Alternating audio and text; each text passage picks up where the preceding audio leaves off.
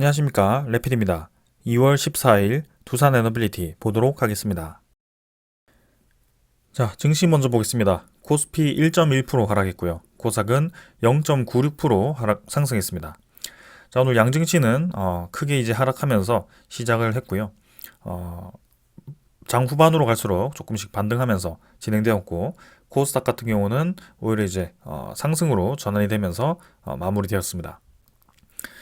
코스피는 외국인 투자자가 1,000억 정도 매수했고요. 기관 투자자가 5,300억 정도 매도하면서 대부분의 물량이 기관 투자자로부터 좀 쏟아졌고요. 외국인 투자자는 570억 매도, 기관 투자자 560억 매도하면서 코스닥 둘 다 양매도 진행되었습니다. 자, 오늘은 코스피 떨어졌고 사실 그 이외의 지수들도 별로 좋지 않은 움직임이었습니다. 상해 종합은 이제 휴장이고요. 니케이도 0.7% 하락, 그 다음에 다우 나스닥이 꽤나 이제 크게 하락을 하면서 마무리되었습니다. 어제까지 해도 이제 분위기가 좋았는데요. 우리나라 증시가 떨어진 이유가 있습니다. 어제 이제 우리가 기다리고 있던 미국의 CPI 지표 발표가 있었습니다. 1월 CPI 지표였는데요. 예상치보다 다소 높게 나오면서 12월에 이어서 1월까지도 소비자 물가 지표가 여전히 예상치보다 높게 나오고 있다라는 발표가 됐습니다. 그래서 예상치는 2.9%였는데 어제 발표된 것은 3.1%까지 나오면서 아직까지도 3%대로 소비자 물가 지표가 유지되고 있다라는 것이고요. 그렇게 이제 이 3%대로 이제 수렴하면서 점점 이제 감소하는 속도도 떨어지고 있고 고금리가 당분간 더 유지가 되어야 된다라는 그런 이제 의견들이 많아지고 있습니다. 그러면서 이제 금리 인하에 대한 기대감이 자연스럽게 사그라들고 거기에 대해서 증시가 전체적으로 좀 많이 떨어지는 모습이 나왔습니다. 자, 그러나 이 CPI 지표 하나만 가지고 판단하기 힘들다라고 이제 미국 재무부 장관이 직접 얘기를 꺼냈고요. 인플레이션이 둔화하는데 이제 진전이 있었다라고 또 표현을 했습니다. 그래서 CPI 지표는 3%대로 이제 높게 나오고 있긴 하지만 말 그대로 이제 소비자 물가 상승률입니다. 그래서 소비자가 벌어들이는 지금 이제 임금에 대한 상승이 높게 지금 잘 진행되면서 거기에 대한 물가 지표가 조금 올라가고 있다라고 보여지는데요. 그건 이제 인플레이션 둔화에 따른 경기 침체보다 조금 더 그런 임금 상승에 대한 혜택을 보고 있다라고 보고 있는 겁니다. 실제로는 이제 인플레이션이 감소되고 있는 것은 사실이지만 그 임금 상승에 의해서 일시적으로 소비자 물가 지표가 높게 나오고 있다라는 것이거든요. 그래서 실제로 아파트 임대료 상승률이 완만해지고 여러 지표들에서 이 인플레이션 지표가 둔화되고 있다라는 것이 관측이 되고 있는 듯합니다. 그래서 어느 순간 갑자기 이제 소비자 물가 지표가 다시 떨어질 수 있을 것 같은 모습이고요. 우리가 이제 예상했던 것보다 좀 높게 나오긴 했지만 최악의 상황은 아닌 것 같습니다. 그래서 어제 뭐 미국 선물 급락을 하고 우리나라 증시도 오늘 2% 이상 크게 하락할 것으로 좀 걱정을 했었는데 다행히 그렇게 흘러가지 않았고요. 특히 이제 이 채권 금리를 우리가 계속 주목을 하고 있었습니다. 미국 10년물 국채 금리가 4.29%까지 어제 이제 급등을 했습니다. 그러나 이제 굉장히 많은 이 양을 급등을 한 거거든요. 4%대에서 4.3%까지 단숨에 이제 올라가 주면서 꽤 이제 많이 반등을 했는데 생각보다는 시장이 잘 버텨준 것 같습니다. 그래서 미국의 국채 금리가 높아지면 당연히 우리나라 증시에 대한 메리트가 좀 떨어지면서 전반적으로 좀 외국인 투자자가 많이 이탈하거나 좀 기계적인 매도가 좀 나오는데요. 아무래도 이제 기관 투자자가 오늘 우리나라 증시에서 빠져나가긴 했지만 주요 매수자인 외국인 투자자는 오히려 크게 나가지 않았습니다. 그래서 이 시장 전체에 대한 흐름을 보았을 때는 CPI 지표 하나만을 가지고 전체를 판단하기 어렵다라고 보여지는 것 같고 일단은 미국 10년물 국채금리가 올라갔다가 살짝 이제 꺾였는데 여기서 추가적인 조정을 받으면서 다시 안정된 방향으로 갈지 아니면 추가적인 상승이 나올지 그런 것들을 좀 살펴보겠습니다. 자, 그래서 이 정도로 좀 살펴보고 국채금리는 넘어가도록 하겠습니다. 그래서 아까 보던 거 계속 이어서 보면 코스피는 2600선 지켜주면서 진행되었고요. 상승 대비해서는 크게 떨어지지 않으면서 고점 부근에서 아직도 유지를 해주고 있습니다. 그래서 N자로 아직까지도 올라갈 수 있는 그런 여지가 남아 있고요. 물가 지표가 떨어진다라는 확실한 신호가 나왔으면 좋겠지만 그 기간은 조금 더 기다려 보도록 하겠습니다. 그래서 이제 기다려 볼 것은 다음 FOMC에 대한 회의에서 어떤 얘기를 하는지를 좀 볼 거고요. 아무래도 뭐 고금리를 좀 더 유지하겠다, 또 보수적으로 접근할 것 같습니다. 이전과 거의 동일하게 얘기를 할 가능성이 높고요. 그 정도는 뭐 투자자들은 이미 예상을 한 상황이고, 네, 하반기 정도 가서 금리 인하가 시작된다면 지금 우리가 보던 시장 방향과 크게 다르지 않다라는 것입니다. 그래서 조기 이 금리 인하에 대한 기대감이 좀 있었던 만큼 좀 이제 하락폭이 있을 수 있다라고 생각했는데 지금은 차분하게 진행 중입니다. 그래서 오히려 외국인 투자자는 오늘 매수를 진행했고요. 빠져나가지 않았습니다. 그동안 1월 중순부터 해서 연속적으로 들어온 이 금액만 보더라도 엄청나게 많은 금액을 매수를 했음에도 불구하고 오늘 이런 이제 악재에 대해서도 별로 빠져나가지 않았습니다. 오히려 이제 금융투자, 항상 이제 이런 악재가 쏟아질 때마다 그 물량을 쏟아내는 투자자죠. 그래서 단기로 들어왔다가 단기로 빠져나가는 그런 투자자들이기 때문에 이렇게 좀 오늘 많이 대부분 빠져나갔습니다. 그래서 네, 지금 꿋꿋하게 우리 코스피에 네, 유입이 되고 있는 물량이 있기 때문에 크게 걱정하지 않아도 될 것 같습니다. 코스닥은 1% 가까이 반등했고요. 850포인트까지 올라갔습니다. 그래서 지금 다시 한번 좀 힘을 받으면서 올라가주고 있습니다. 자, 어제 소식은 분명히 성장주에는 별로 좋지 않은 소식이었음에도 불구하고 네, 이렇게 좀 힘을 주는 모습이네요. 그래서 2차 전지 관련 종목들도 이제 좀 내려갈 만큼 내려갔고 또 이제 다른 의미에서의 그런 반등이 있을지 기술적인 반등이 있을지 네, 그런 것들도 좀 같이 계속 살펴봐야 될 것 같습니다. 일단 뭐 기술 종목들이 모였기 때문에 금리가 인하되면서 경기가 활성화되는 것이 조금 더 네, 코스닥 지표에는 유리해 보입니다. 기관 투자자, 외국인 투자자 네, 양매도 진행했고요. 기관 투자자는 꾸준히 아직까지도 매도를 이어가고 있습니다. 자, 환율 같은 경우는 오늘 7.5원 정도 하락했고요. 오히려 이제 하락을 했습니다. 어제 같은 경우는 급등을 했다가 다시 이렇게 쭉 눌러지면서 평소에 이제 고점을 눌리면서 진행되던 그 가격대로 진행 중입니다. 살짝 이제 반등했죠. 근데 뭐 큰 의미는 없어 보입니다. 그래서 올해 예상 같아서는 국채금리도 급등했고 환율도 급등을 하면서 좀 더 이제 이 시장의 불안감을 조성하지 않을까라는 생각했는데 오히려 차분하게 윗골이 달면서 눌러지는 모습이었습니다. 그래서 이제 이런 상황에 대해서는 충분히 시장 투자자들이 이제는 이해를 하고 있고 거기에 대해서 충분히 대비가 되어 있다라는 뜻이고요. 그만큼 이런 상황이 오래 지속이 되었다. 그래서 이제 물가에 대해서 그렇게까지 이 민감하지 않은 것 같습니다. 이 상황에 대해 좀 둔감해졌다라고 표현하는 게 맞을 것 같습니다. 자, 그럼 이제 시장이 움직이기 위해서는 네, 그런 이 기대감을 이제 부추기는 그런 금리 인하에 대한 소식이 나오는 게 좋겠습니다. 지금은 아직까지는 그런 타이밍은 아닌 것 같고 천천히 한번 보겠습니다.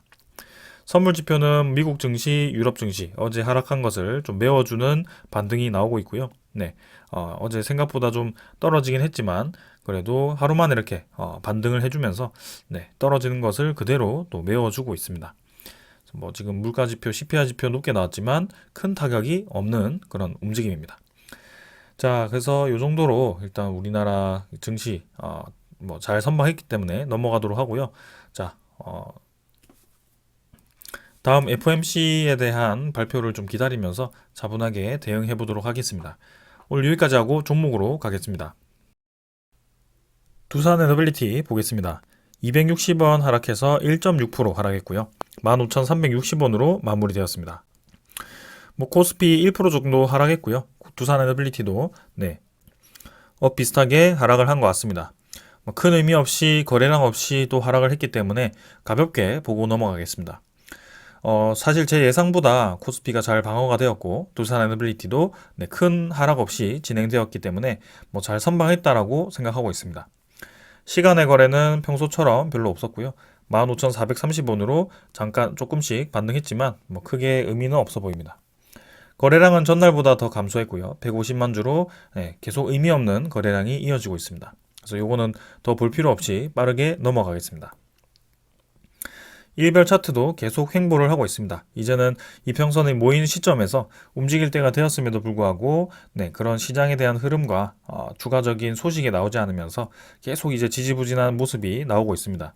뭐 그러는 와중에 누군가는 계속 매수를 이어가고 있기 때문에 천천히 이것도 접근해 보겠습니다. 지금 모양상으로는 사실 올라가는 게 맞겠지만 아직까지는 그런 올라가기 위한 힘을 주고 있지는 않고 있습니다.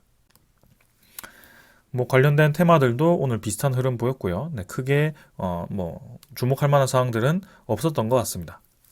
그래서 빠르게 넘어가서 투자자 수급 보겠습니다. 수급은 기관 투자자 14만 주 매도 중에 금융 투자가 대부분이었고요. 오늘 코스피 전체에서 이렇게 매도를 했습니다. 그래서 뭐 금융 투자, 뭐 원래 단기로 들어왔다가 단기로 나가는 투자자이기 때문에 우리가 굳이 집중해서 볼 필요가 없다.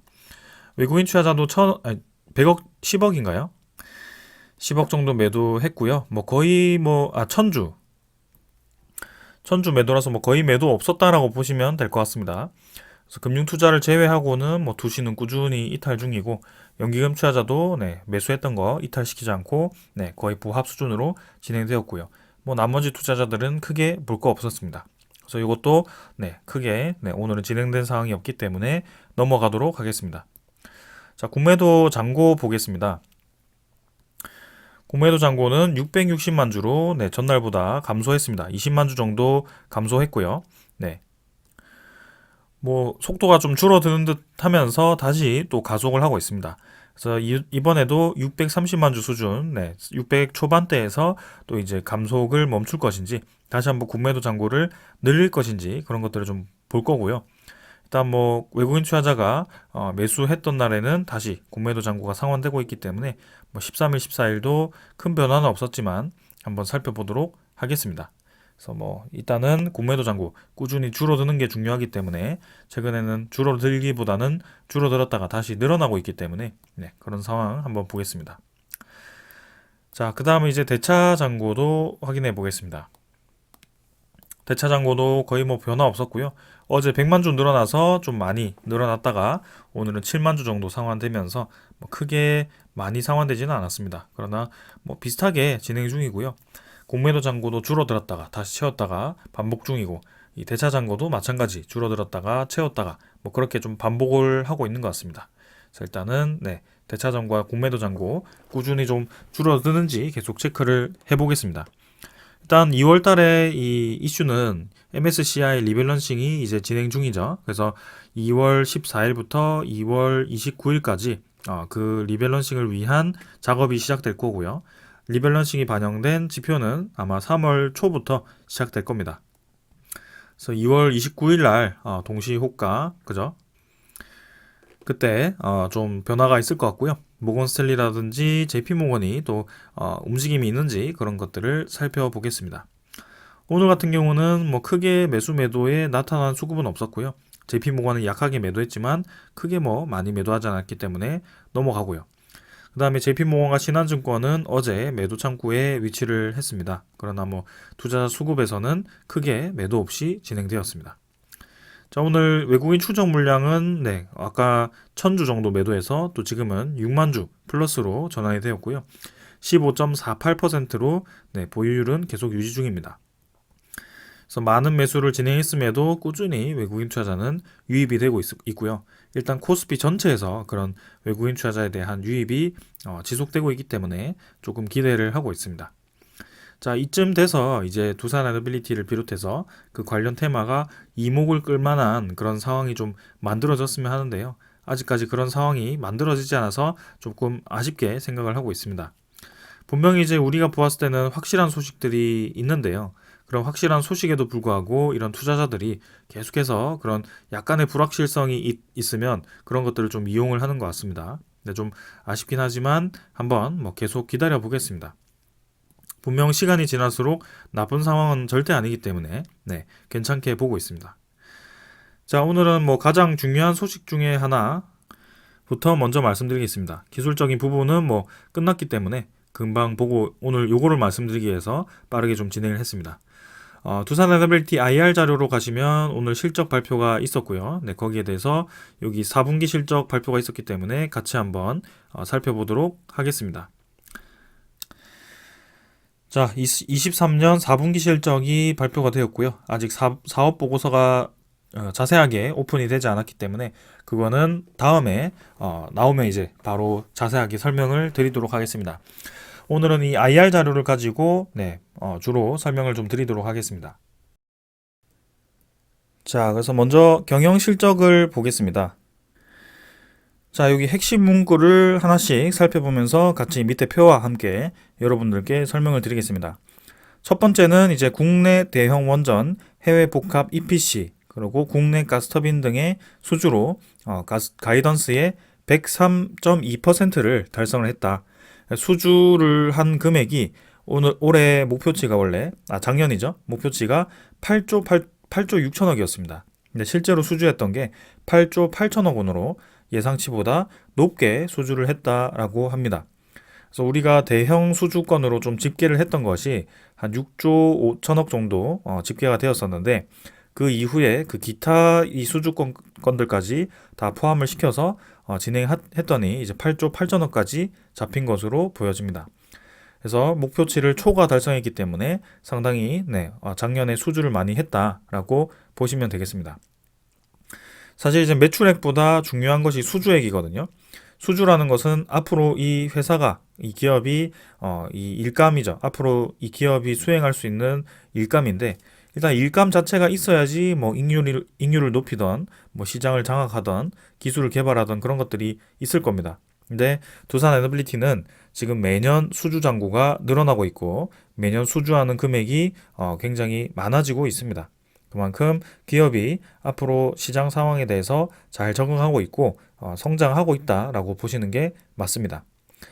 그리고 이제 수주만 많이 해서는 소용이 없죠. 일단 매출 계상이 잘 되어야 됩니다. 그만큼 기업이 프로젝트를 잘 수행하고 매출을 발생시켜야 되고요. 프로젝트에 대한 차질이 생기면 매출이 발생하지 않고 계속 밀리게 될 거고, 그런 것들이 좀 이제 이 매출 저하로 발생할 수 있는데요. 지금 같은 경우는 매출액이 작년보다도 증가하면서 좋게 진행되었습니다. 그러니까 수주 및 수주 잔고 증가에 기반한 매출 및 영업이익이 모두 증가했다. 그래서 영업이익까지 1,600억에서 2,200억으로 두산 에너빌리티 부문입니다. 두산 밥캣을 제외하고 두산 퓨얼셀을 제외한 두산 에너빌리티 부문만 보았을 때 영업이익이 2,200억까지 잘 나왔습니다. 자, 근데 이제 여기 또 눈에 띄는 것은 당기순이익이 작년에 마이너스 8,500억에서 재작년에 마이너스 8,500에서 작년이죠. 마이너스 2,600억으로 진행되었습니다. 그래서 여전히 이제 당기순이익이 마이너스로 잡혀 있다라는 게 조금 이제 좋지 않은 소식이죠. 그래서 뭐 여기 내용으로 보면 현금 유출 없는 일회성 평가 손실 반영으로 당기순 손실을 기록했지만 손실 규모가 대폭 축소되었다. 그래서 이 당기 순이익이 장부상의 손실이 반영되었다라고 얘기를 하고 있습니다. 장부상의 손실이 무엇이냐? 실제로 손실이 발생하지 않았음에도 불구하고 그런 기업에 대한 자산 가치가 이 시가의 변동을 하거나 그런 뭐 주가의 변동을 하게 된다면 그런 것들이 계속 재무제표에 영향을 주게 되는데요. 특히 두산 에너빌리티에 대한 그런 재무제표 분석이 어려운 것 중에 한 이유가 그것이죠. 그래서 두산 밥켓에 대한 PRS 때문에 두산 밥켓에 대한 그런 주가에 대해서 손실이 계속 발생하기도 했었고요. 그래서 2022년에는 이렇게 마이너스 8,500억이 찍힐 만큼 상당히 이제 많은 손실이 발생한 것처럼 보였습니다. 근데 실제로는 현금 유출이 크게 일어나지 않았다. 그래서 사실상 우리가 주요하게 봐야 되는 이 사항은 영업이익과 이 수주와 수주 잔고다라고 보시면 되겠습니다. 그래서 YOY가 성장했다. 그러니까 전년 대비 증가했다. 이렇게 이해를 하시는 게 좋겠습니다.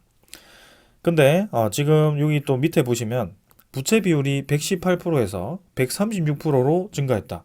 야, 이거 두산 에너빌리티가 우리가 유상증자도 참여를 했고 뭐 이제 블록딜까지 수행해주면서 현금 확보를 좀 많이 한 상황에서 또 부채 비율이 왜 이렇게 증가했나라고 생각할 수도 있습니다. 근데 가장 중요한 점은 순차입금입니다. 순차입금이 2조 5천억에서 1조 9천억으로 이제 6천억 가까이가 또 감소를 한 상황이고요. 전 분기 대비해서도 지금 4천억 가까이가 감소를 했습니다. 자, 그래서 순차입금은 감소를 했고, 근데 조기 수금에 따른 초과 청구공사 부채 회계 처리로 YOY 부채 비율이 증가했다. 초과 청구 공사에 대해서 여러분들께 말씀드린 게 있는데요.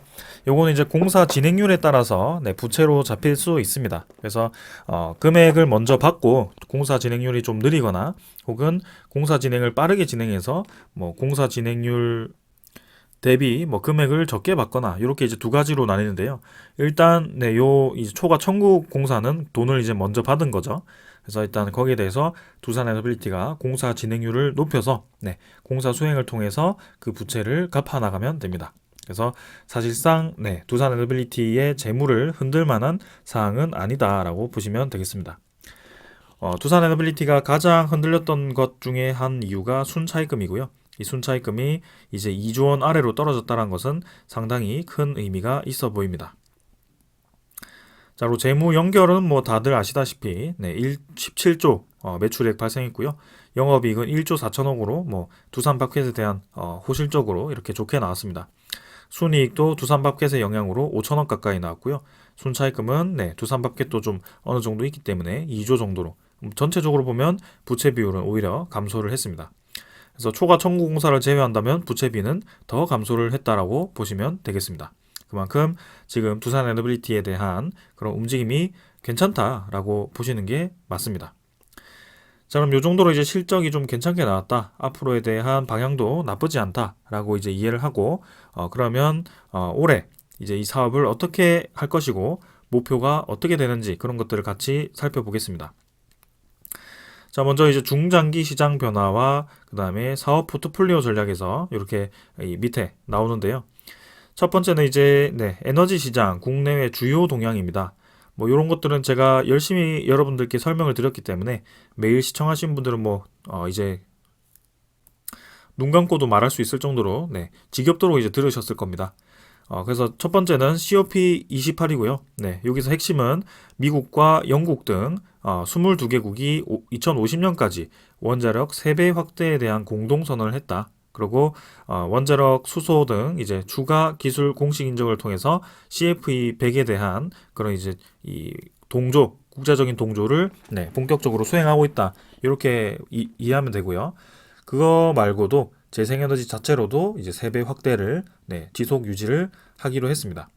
그래서 에너지 시장 자체가 이 COP28에서 이제 패러다임이 변하면서도 확장되고 있다는 것을 나타낸다라고 보시면 되겠습니다. 그리고 이제 CFE 이니셔티브 우리나라 정부가 이제 밀고 있죠. 그래서 지금도 2월 13일, 2월 14일 지금 유럽에서 그 관련된 에너지 회의를 진행하고 있는 것 같고요. 거기에 대해서 CFE 이 연합 출범으로 통해서 추가적인 국제 동조를 얻을 수 있을지 또 주목을 해보겠습니다. 글로벌 표준화 추진을 통해서 이제 탈탄소가 가장 중요하다라고 초점을 두고 그런 에너지 안보와 이제 에너지 가격에 초점을 맞춰서 지금 이렇게 CFE 100을 우리나라가 시작을 하고 있습니다. 그리고 이제 유럽이라든지 뭐 이 미국이라든지 이런 이제 여러 국가들이 원전 신규 건설을 검토 중이고 가동 연장과 그다음에 순서 터빈 활용 계획을 구체화하고 있다라고 얘기가 나왔고요. 그리고 계속 우리가 기다리고 있는 11차 전력 수급 기본 계획 여기에서도 이렇게 실렸습니다. 그래서 신규 원전에 대한 건설이 거의 뭐 100% 들어가죠. 2기가 됐든 3기가 됐든 4기가 됐든 좀 빨리 이제 발표를 해서 그런 불확실성을 없애주었으면 좋겠습니다. 근데 계속 그 일정이 밀리면서 좀 이제 정치적으로 좀 엮이면서 아쉽게 생각을 하고 있는데 좀 효율적인 방향으로 선택을 해서 좀 과감하게 진행했으면 좋겠습니다. 아무튼 11차 전력 수급 기본 계획도 이제 준비 중이고 그러면 이제 이 상황을 토대로 두산에너빌리티가 어떤 상황이냐 지금 딱 표를 보시면 바로 눈에 들어옵니다. 2018년에는 신규 수주를 4.6조로 했다. 2023년에는 8.9조 올해 아주 수주를 많이 했습니다. 목표치 초과로 달성했고요. 2028년에는 12.9조 원으로 진행하겠다. 그래서 2024년과 2026년 뭐 7년 요 사이가 자세하게 설명이 되어 있지는 않지만 확실히 계속 꾸준히 이 10조 이상의 수주를 하겠다라는 그런 의지가 좀 보여집니다. 그래서 이제 수주가 10조 원 이상 된다라는 것은 상당히 큰 의미가 있거든요. 그래서 두산 에너빌리티가 이전의 전성기만큼의 그런 외형적인 성장을 할 수 있는 좋은 기회다라고 보시면 되겠습니다. 근데 여기서 가장 중요한 거는 이 수주를 이제 뭘로 늘리느냐가 가장 중요한데요. 자, 내용을 보시면 원자력 발전이 4.2조 올해 수주를 했고 2028년에도 4.8조로 크게 바뀌지 않습니다. 근데 가스터빈 그리고 이제 수소 쪽에서 3.2조를 수주를 하게 되고요. 그리고 신재생에너지가 2조 들어오면서 이제는 원자력 이외에도 신재생이라든지 가스터빈 수소 그리고 기타를 통해서 확실히 많은 수주를 진행할 수 있다는 것을 볼 수가 있습니다. 그리고 제가 또 주목했던 것 중에 하나는 이 4번 그죠? 기타 영역에 방산이 들어가 있습니다. 두산 에너빌리티가 지금 방산에서 어떤 역할을 하고 있는지는 모르겠지만 분명히 이제 3D 프린팅 사업을 하고 있다라고 제가 알고 있거든요. 근데 그것을 통해서 방산에 들어가는 필수적인 부품들을 생산할 수 있다면 충분히 그 역할을 할 수 있다라고 봅니다. 최근에 방산과 좀 이제 관련된 종목들이 좀 힘을 많이 받고 있는데 두산 에너빌리티도 거기에 큰 기여를 좀 했으면 좋겠습니다. 자, 그 다음은 2024년만 보았을 때 올해 수주 목표는 6.3조밖에 되지 않습니다. 자, 2022년, 2023년 다 잘 나가다가 수주가 2.6조가 감소해서 6.3조로 올해 목표치를 잡았습니다. 그럼 2.6조가 왜 감소하는지를 봐야겠죠. 두산 에너빌리티가 사업이 잘 나가다가 이제 꺾이기 시작하는가? 뭐 그렇게 생각할 수도 있겠지만 사실 여러분들 잘 아실 겁니다. 일단 올해 우리 주요 이벤트는 첫 번째 11차 전력 수급 기본 계획을 기다리고 있고요. 두 번째 체코 원전 수주를 기다리고 있고 세 번째 폴란드 원전 본계약을 기다리고 있습니다. 이 큰 세 개에 대한 건들이 사실 올해 계약기 다 체결이 되더라도 올해 당장 한수원과 뭐 한전과 두산 에너빌리티가 계약을 하지 않을 겁니다. 이 계약 이후에 그 절차 이후에 수주를 수행할 거고요. 주기기 제작에 대한 준비가 한 1년 정도는 뒤에 시작될 겁니다. 그렇기 때문에 두산 에너빌리티는 올해 실질적인 이 원자력 발전으로부터의 큰 수주는 없을 것으로 이제 예상이 되고요. 그렇기 때문에 수주 감소액이 이렇게 발생을 했습니다. 그럼 수주가 감소해서 이렇게 주가가 떨어지는 거 아닌가라고 생각할 수 있겠죠. 근데 여러분들은 그거를 생각해야 됩니다. 우리가 이렇게 뻔히 알고 있는 소식들이 이제 하나둘씩 확정이 되고 나면 올해 수주를 못하더라도 내년에 수주할 게 거의 100%죠. 우리나라가 수행하는 이 원자력 프로젝트는 두산 에너빌리티 주기가 100% 들어가게 됩니다. 그만큼 두산 에너빌리티의 역할이 크고요. 그만큼 아주 확정적인 수주 시장이다. 그래서 이 원자력 발전이 몇 기가 될지 모르겠지만 앞으로 장기적으로 매년 수주가 이어진다면 2028년에 지금 12.9조 원으로 잡혔는데 2027년에도 10조 이상, 2026년에도 10조 이상 수주가 가능할 것으로 예상이 됩니다. 그렇기 때문에 중장기적인 성장으로 보시는 게 맞고요. 거기에 따라서 두산 에너빌리티 주가도 맞춰서 움직일 거라고 생각을 합니다. 수주가 감소하면서 뭐 매출액도 좀 이제 이렇게 뭐 감소를 하는 것 같습니다. 근데 매출액은 2028년까지 9.3조 원까지 늘리겠다. 영업이익을 이제 대폭 늘리게 됩니다. 뭐 매출을 이제 8.2% 올리는 대신 영업이익이 36%가 이제 올라가는데요. 이게 가능한 것이냐라고 생각할 수 있겠지만 수익성이 높은 믹스 제품, 그죠? 전환에 따라서 중기 수익성이 대폭 개선이 된다. 그러니까 터빈 같은 그런 제품들이 들어가면서 기자재에 대한 수익성이 높아지는 것 같습니다. 그래서 이제 두산 에너빌리티는 건설 중심의 그런 프로젝트에서 이제 기자재 납품으로의 프로젝트로 전환되기 때문에 수익성이 이제 좋은 방향으로 진행되는 것이고요.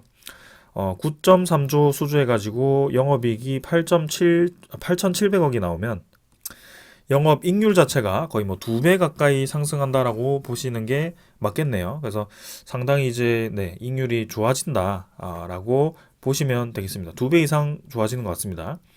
두산 에너빌리티의 이익률이 증가하면 당연히 주가도 높아지겠죠. 왜냐하면 앞으로 수주하는 양이 늘어나면서 거기에 대한 이익률이 늘어난다는 것은 수주가 많으면 많을수록 그만큼 돈을 더 벌어들인다는 소리거든요. 그래서 여러분들 6.8조 해가지고 2,500억 내는 거랑 9.3조 해가지고 8,700억 내는 거랑 비율로 한번 계산을 해보시면 확실히 차이가 느껴지실 겁니다. 그만큼 두산 에너빌리티 체질 개선이 이루어지고 있다라고 이해하시면 되겠습니다. 수주 계획을 보시면은 원자력 발전에 대한 계획이 이제 4천억밖에 안 잡혀 있고요. 4.2조 원이 거의 뭐 빠져버렸죠. 그래서 대형 원전은 거의 없고 이제 이 0.4조도 이제 SMR입니다. 뉴스케일 파워의 그런 SMR 프로젝트인 것 같고요. 루마니아 프로젝트가 이제 언제 수행될지 조금 더 기다려봐야 될 것 같습니다. 근데 분명히 이제 시기적으로는 좀 딜레이가 된 것은 사실이고요. 루마니아 원전 프로젝트는 분명히 진행될 겁니다. 앞으로 이제 미국 정부가 러시아와 중국 견제 차원에서도 힘을 실어줄 걸로 좀 기대가 되는데 그런 것들을 좀 천천히 우리도 접근을 해봐야 될 것 같습니다. 분명히 글로벌 파운드리로서의 역할을 수행해 줄 걸로 기대가 되고요. 2024년에는 요 정도밖에 되지 않지만 2025년 이후에는 확실히 좀 이제 힘을 받지 않을까 싶습니다. 자, 신재생은 이제 한동평대 풍력 기자재입니다. 2천억 정도 수주를 하게 되는데요. 요게 이제 한동평대 풍력이 이제 8메가와트가 들어가는지 그것을 이렇게 잡았는지 모르겠습니다. 근데 규모로 보았을 때는 그 8메가와트급이 아닌 것 같네요. 그래서 일단은 입찰을 올해 하는 것으로 목표를 하고 입찰을 하게 된다면 이 한동평대 8메가와트급은 내년으로 수주를 하지 않을까 싶습니다. 국내 연료전지 잡혀 있고요. 나머지 이제 가스터빈, 수소가 상당히 크게 잡혀 있습니다. 지금 3.7조 원으로 작년 대비해서 많은 양의 수주를 하게 되고요. 계속해서 제가 이 원전에 대한 내용도 다루고 있지만 이 LNG 가스터빈 그다음에 LNG 가스터빈에서 수소로의 전환에 대해서 여러분들께 좀 열심히 설명을 드렸습니다. 그래서 이 부분에 대해서 11차 전력 수급 개본 계획도 이 내용을 담고 있고 앞으로 두산 에너빌리티의 중장기적인 계획이 이런 상황이기 때문에 충분히 우리가 기다려 볼 수 있다라고 보시면 되겠습니다. 자, 그럼 이제 대형 원전에 대한 타겟 시장, 뭐 이것도 잘 아실 겁니다. 체코는 뭐 우선 협상자 대상자를 6월에 이제 선정하죠. 뭐 요건 빠르게 넘어가겠습니다. 폴란드도 지금 이제 타당성 조사에 착수 계약을 한다라고 했죠. 그래서 3월에 타당성 계약을 하게 되고 그러면 이제 한수원과 그런 이 폴란드사의 지분율을 투자를 이제 결정하게 될 겁니다. 그래서 한수원이 최대로 많이 들어왔을 때 49% 정도로 요청을 하고 있는 거고요. 지금 첫 번째 프로젝트 같은 경우는 웨스팅하우스사가 10% 이상 우리가 투자 못한다라고 얘기를 했습니다. 그래서 폴란드 입장에서는 자국 내에서 돈을 많이 마련해야 되는 상황이고 좀 부담스러울 수밖에 없겠죠. 단가도 비싼데 투자도 별로 안 해준다. 근데 그냥 미국 눈치 봐서 수주를 준 것 같습니다. 근데 이 퐁트누프 원전, 코닌 원전은 얘기가 다르죠. 우리나라가 굉장히 우호적입니다. 그래서 우리나라가 돈을 거의 손해를 보듯이 이렇게 들어가기 때문에 폴란드 입장에서는 굳이 안 할 필요가 없어 보이고요. 그리고 최근에 나온 소식에 의하면 폴란드의 새로운 정부도 그죠? 정부가 이제 교체가 되면서 친 EU 쪽으로 좀 가서 걱정이었는데 이 폴란드의 새로운 정부도 원자력 발전에 대한 건설이 필요하다라고 인정을 하고 있습니다. 첫 번째 프로젝트에 대한 자금 조달을 지금 고민 중이고 조만간 이 퐁트누프 원전도 진전이 있을 거라고 생각합니다. 그리고 이제 11차 전력 수급 기본 계획 들어가게 되고요. 영국 정부는 어제 말씀드린 것처럼 월파 원전 이제 히타치로부터 이 지분을 다시 회수하는 방향으로 검토 중이고요. UAE 원전 같은 경우도 꾸준히 지금 이렇게 주요 프로젝트로 인식이 되고 있는데 언제 나올지 모릅니다. 요거는 이제 부지가 다 선정이 되어 있는 상태고 부지까지 이미 기반이 어느 정도 다 껴 있기 때문에 발주만 하면 바로 시작하는 그런 단계거든요. 그래서 오히려 체코 폴란드 소문만 무성하다가 갑자기 UAE가 들어올 수도 있습니다. 그래서 요거는 사실 미지수이기 때문에 한번 지켜보겠습니다. 사우디 같은 경우도 굉장히 오래 들렸는데 아직까지도 결정을 못하고 있습니다. 자, 그 다음에 이제 SMR 시장이고요. SMR 시장이 확대되면서도 확실하게 소식이 들려오지는 않고 있습니다. 그래서 이것도 일단은 두산 에너빌리티에 대한 역량 차원에서 확대가 되고 있고 전체적인 시장에서는 원자력에 대한 비중이 증가하고 있다. 그래서 일단 뉴스케일 파워에 대한 불확실성이 조금 더 먼저 해결이 돼야 된다라고 생각하고 있고요.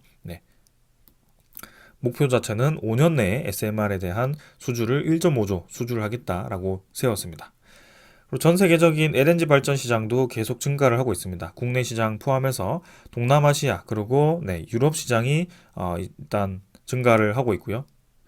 중동 시장도 이제 꾸준히 증가하는 것으로 보여집니다. 그래서 사우디의 그런 LNG 시장, 이 카티바였나요? 그쪽에 두산 에너빌리티와 한전이 컨소시엄을 짜고 수주를 노리고 있는데 그 소식이 아직 들려오지 않고 있습니다. 작년 10월에 나온다라고 했다가 지금까지 소식이 없는데요. 그런 것들도 한번 기다려 보도록 하고 그 다음에 우리나라의 용인 반도체 단지 그쪽도 3기가트 수준으로 네, 국내 반도체 추진으로 진행될 거고요. 뭐 여러 가지로 계속 진행 중입니다. 자, 그리고 수소 발전도 본격적으로 이제 확대가 되면서 네, 가스터빈이 LNG에서 또 수소로 전환되는 그런 상황이고요.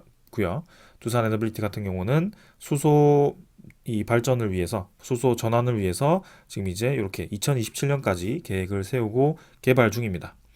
그래서 200메가와트급, 300메가와트급, 400메가와트급 이렇게 혼소 전소 개발을 준비 중이고요. 한화 같은 경우도 지금 개발을 하고 있는데 사실 중대형급입니다. 그래서 80메가와트급 수준에서 전소 실험을 성공을 했지만 사실 200, 300, 400 요거는 초대형이기 때문에 이 가스터빈 시장에서는 조금 더 이런 대형 모델이 필요해 보입니다. 그래서 그런 것들을 좀 생각하시면 되겠습니다. 자, 그 다음에 뭐 가스터빈은 뭐 이렇게 성장한다라고 보시면 될 것 같고, 네, 크게 우리가 주목할 만한 소식들은 뭐 평소에 다 말씀드렸기 때문에 넘어가겠습니다. 그 다음에 두산 지오 솔루션의 역할인데요. 요거는 EPC는 에너빌리티가 하고, 네, OEM은 지오 솔루션이 한다. 그래서 사실상 이제 전체적인 공사 관리, 돈을 크게 그죠? 공사를 크게 하는 것은 두산 에너빌리티가 대부분 수행한다라고 보시면 될 것 같습니다. 그래서 지오 솔루션이 자회사로 이제 설립이 되면서 뭐 물적 분할이 된다 이런 얘기들이 굉장히 많은데 사실 뭐 비중이 그렇게 크지는 않은 것 같고요. 자회사를 설립함으로써 좀 업무 분할을 하는 것은 뭐 의미가 있어 보입니다. 그리고 두산 지오 솔루션을 뭐 조금 이제 상장시키는 것, 그죠? 그것도 의미가 있을 것 같고요. 그래서 상장을 시키면 아무래도 투자 비용을 지원받기도 쉽고요. 그렇기 때문에 여러모로 그런 모습을 보일 것 같습니다.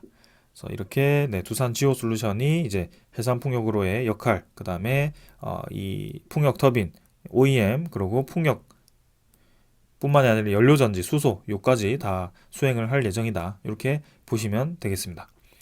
뭐 리사이클링 솔루션은 2026년 이후에 매출 발생이기 때문에 사실 뭐 지금 당장 우리가 주목할 필요는 없어 보입니다. 그래서 이 정도로 좀 다 살펴보았고 넘어가도록 하겠습니다. 자, 그래서 뭐 추가적으로 말씀드리면 이제 별도고요. 연결이 아닌 그죠? 별도 두산 에너빌리티 창원 그 공장 하나만의 그런 별도 재무제표를 보면 영업이익이 상당히 많이 증가한 것을 알 수가 있습니다. 그리고 재무제표의 별도를 보시면은 또 이제 이 유동성 자산 그죠? 현금 자산도 좀 많이 늘어났고요. 뭐 지금 재무제표는 뭐 그리 나빠 보이지는 않습니다. 개선이 되고 있다는 것은 사실이고요. 뭐 일회성 비용으로 계속 이제 순이익이 좀 감소한 것처럼 보이지만 분명히 네, 좋은 결과가 나올 것으로 예상이 됩니다. 그리고 가장 중요한 것은 시장 상황이 지금 이제 따라주고 있다는 겁니다. 두산 에너빌리티의 사업에 맞게 방향이 지금 확실히 힘을 주고 있다. 그래서 이전 같으면 뭐 원자력 발전이 탈원전 정책으로 이제 줄어들고 건설 시장도 포화가 되어서 이제 점점 줄어들고 이런 상황이 아니라 이제는 앞으로 점점 늘어날 수 있는 확률이 많아지고 있기 때문에 그것만 생각한다면 두산 에너빌리티는 성장할 겁니다. 그래서 주가는 거기에 맞게 움직일 거고요. 그럼 명분이 필요한 투자자들이라면 명분을 기다리면 됩니다. 네, 그래서 우리는 그때까지 천천히 접근을 해보겠습니다. 일단 뭐 2월에는 큰 소식이 없을 것 같습니다. 이렇게 지루한 흐름 이어질 수도 있을 것 같고 뭐 MSCI 관련돼서 움직인다면 움직일 수 있을 것 같습니다. 일단 3월 정도 갔을 때 그 11차 전력 수급 기본 계획이 3월에 발표될지 4월에 이제 뭐 밀려서 총선 이후에 발표될지는 모르겠지만 확실히 그 이후에 발표된다면 뭐 4월, 5월, 6월 정도에 좀 이제 중요한 소식들이 많이 들려올 것 같습니다. 뭐 그래서 그 정도 좀 생각하시고 기다리시면 될 것 같고요. 당장 내가 2월에 주가가 올라서 수익을 봐야지라는 생각을 하고 계신다면 그 생각은 조금 버리시면 좋겠습니다.